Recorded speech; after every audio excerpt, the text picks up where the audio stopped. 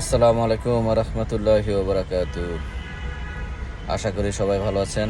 আমিও আপনাদের দোয়া বরকতে ভালো আছি। একটা কথা বলবো, সেটা হলো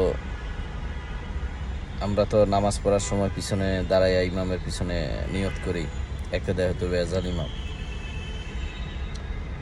আর বাসার থেকে বের হওয়ার সময় কেউ পড়ি না, বিসমিল্লাহ তাওয়াক্কালতু আল্লাহ হাসবুনাল্লাহ নিয়ামাল ওয়াকিল নিয়ামাল মাওলা নিয়ামান নাসির। তারপরেও কিন্তু আল্লাহ আমাদেরকে রক্ষা করে।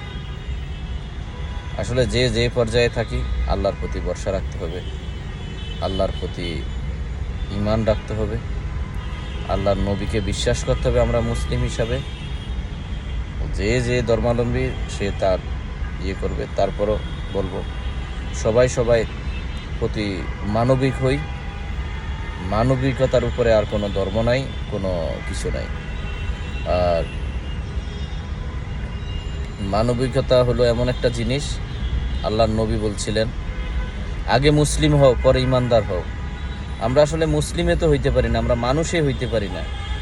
মনুষ্যত্বর জন্মের পরে না আপনি আপনার ধর্মের প্রতি আবেগ অনুভূতি আসবে, আর সেটাই তো আমাদের নাই। আত্মীয় স্বজন, বন্ধু বান্ধব, ভাই বেরাদর, নিজের পরিবার, সবার সাথে বেইমানি, চিটারি, বাটপারি করেই যাচ্ছে সমাজে, কিন্তু একজন করে না, সেটা হলো আল্লাহ। আর আরেকজন করে না, সেটা হলো নবী, যে এখনো রওজায় শুয়ে এই উম্মতের জন্য কান্না করতেছে। তো সবাইকে সঠিক বুঝদান করার তৌফিক দান করুক, আমিন সুম্মা আমিন। আসসালামু আলাইকুম ওয়া রাহমাতুল্লাহি ওয়া বারাকাতুহু।